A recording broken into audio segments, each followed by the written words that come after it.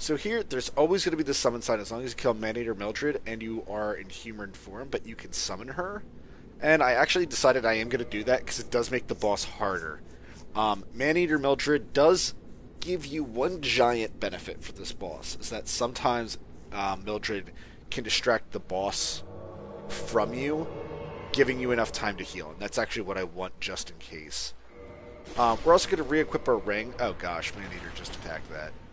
I want poise. Wolf ring. Alright. Maneater is fighting all those bugs, and I don't want any part in it. So let's go and fight. What I will present to you is Quelaag.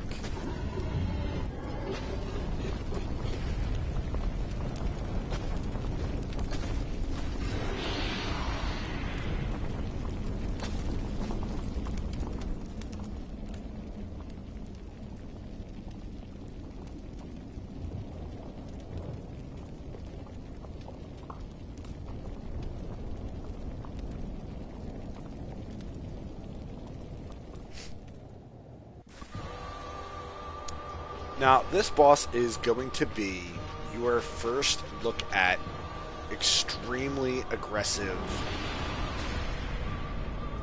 bosses. And in terms of a moveset, Quelaag does have, I think, about like 10 attacks. She has 3 swings with that sword of hers, which does primarily fire damage. So that's also why we are wearing this tattered gear, as well as the Dragon Crest shield, is that all this gear actually does counter this boss, Quelaag. As you can see, she's going to spit out lava, and that's actually going to break your poise as well.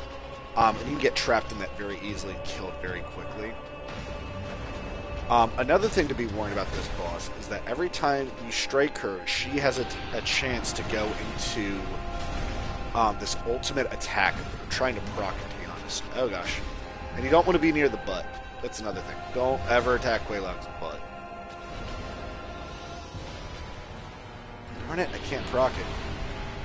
I'm trying to proc this one attack because it's the big attack to look out for, and you can be very aggressive with this boss.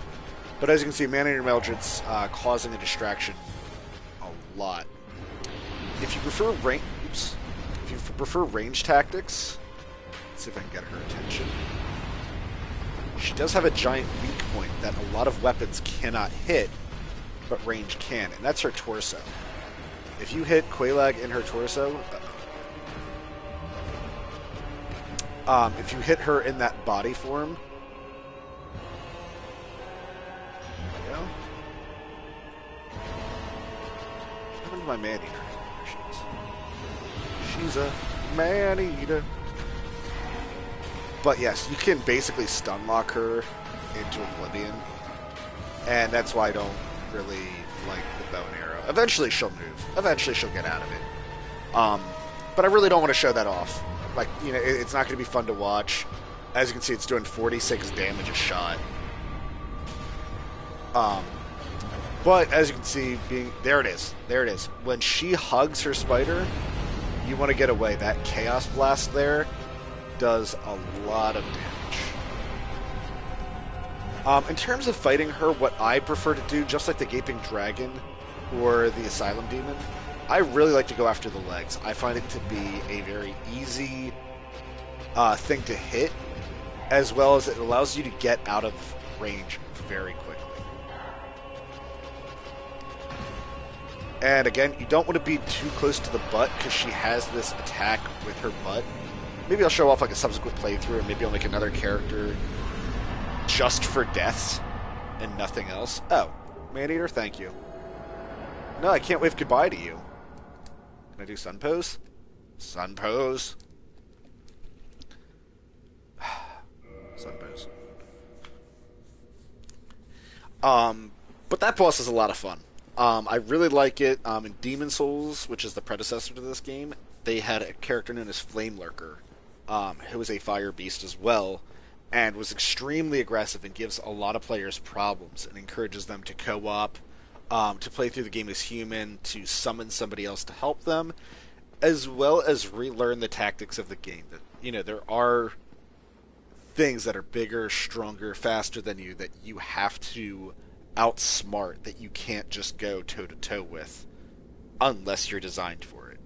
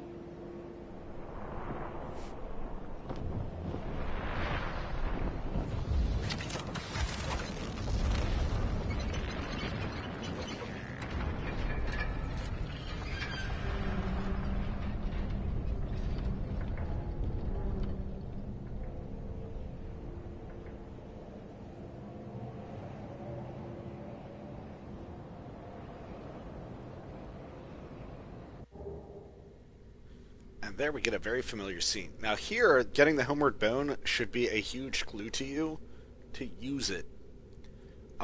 We can go back out the way we came. It's going to be quite a run. Along with... there are going to be certain enemies out there, like we left those undead barbarians. However, there's a place we can go down there. Now, this is one of the few jumps in the game where, honestly, by looking at it, I would say that would kill you. It is a safe jump to do. There is a stairwell over here, though, if you want to, take your time. But, just to prove that I'm not talking ish, normally I would say that would kill you. But in this specific case, it does not. Now, again, here's where people leaving notes can be very helpful. Let's read this note, see if it helps. Illusionary wall. Alright, whoever wrote that note is a jerk, because that is not the illusionary wall. The illusionary wall is here. So you have the broken door there that's very obvious. We're going to pan to the right and notice that there is a very significant increase or decrease in eggs. But there's an increase in footing here. And there is an illusionary wall that leads somewhere very specific. Oh dear. What have we here? Are you a new servant? I would always answer yes. I can't think of a reason to ever answer no to this, and if you answer no, he just shoos you away. But you have no eggs. No matter. Go along and have audience with our fair lady. I pray that you will mind your manners. I assure you I will be very well behaved. So, my fair lady. Alright, you're walking this way, so she's over here. No, she's not down the hallway. Where is she? Oh my god. Now, for some reason, this bonfire will always be lit the moment that you open up this secret. I recommend not resting at it. And as bad of an idea that sounds, even with 33,000 souls, I wouldn't recommend resting here just yet. There is a reason why. But we can talk to her. However, she cannot speak, and we have no Firekeeper souls to give her. So, this is a Firekeeper, however, she also has a covenant. This is a Daughter of Chaos covenant. And if you like pyromancies, if you like throwing fire, there is an reward that you can get if you give her... Actually, you know what? I don't remember how many humanities it is. You have to give her like 30 or 50 humanities, and she gives you a spell at the second level of the covenant. Unfortunately, as much as I do love her, I'd rather be a Sunbro at the moment. And it's not Warrior of Sunlight, pardon me. I'd rather be a Warrior of Sunlight. And that's because it's easier for me to get summoned in for when I need to grind for souls. So for that reason alone, specifically on this first playthrough where I need to be able to grind, and killing bosses is probably the easiest way to grind souls in your first playthrough. With all that being said, I'm not going to join this covenant. Now, there's no real penalty, and I could join this covenant and go back and just instantly become a Sunbro and lose nothing. But we can't talk to her. Now, if you're wondering why you can't talk to her, It's because she's a firekeeper. No, it is because you actually need a ring to talk to her, which is why I said at the very beginning of this playthrough, something I would recommend to start off with is the Old Witch's Ring. An old ring with no known use. Engraved minutely with indecipherable script, but seemingly useless. But it is the Old Witch's Ring, and if you weren't paying attention on that last boss, Quelaag Witch. Yeah. Game gives you hints, whether or not you like it or not.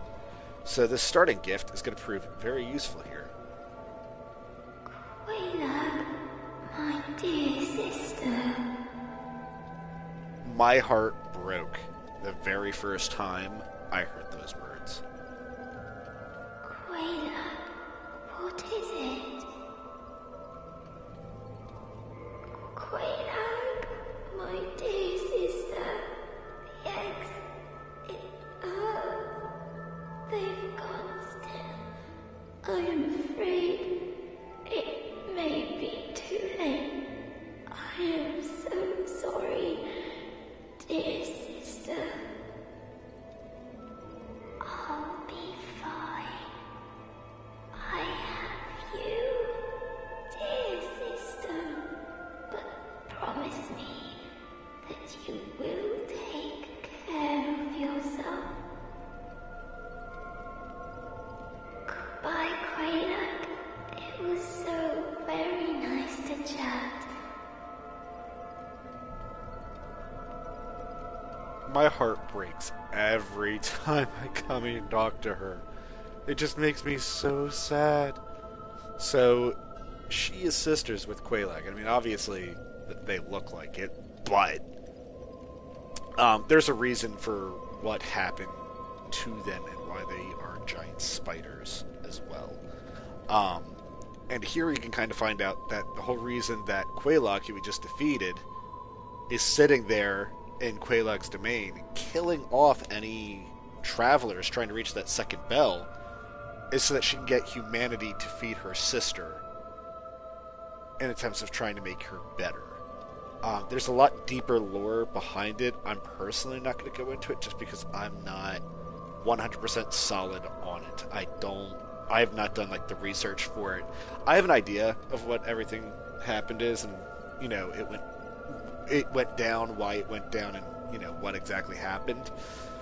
Well, not exactly, but I have a pretty good idea of what happened. But rather than misspeak and rather than start arguments, nope, go check out Epic Name Bro. Epic Name Bro has an entire channel and series of like an entire playthrough dedicated 100% to the lore of everything going on. And he does such a solid job of it, there's no reason for me to even remotely steal thunder. I just encourage you to go check him out. But now that we've talked to her... You speak the tongue of the fair lady? I do. Well, do not be rash with your pride. You have yet to earn my trust. If you try anything funny with the fair lady, there will be hell to pay. So he can sell you a servant roster, which really cool idea, but doesn't mean anything in this game, and it's just a waste of 500 souls, so don't worry about it. I bought it the first time. I was like, what? What is this? Servant roster? And I just became a servant of her. Heck yeah. He can also modify your flame and increase its potential, and there you can see it's only like 500 souls at level 1. Not going to bother. You can keep talking with him, I guess. There is no time for idle chat. Think only of our fair lady and what she may need. So at this point... Oops, one more. Okay, maybe not. At this point, what I would encourage any player to do is, if you want to use your souls to level up, and you're done here, is to use your Homeward Bone and go back. I'm going to be showing off in the next episode something that I personally do after defeating Quelaag. Nobody else has to do this, and I'm going to be doing the most easy, unfair way of doing it. So with all that being said, stay tuned till next time and find out what I'm doing, where I'm going, and why it's the easy way. Ta-ta.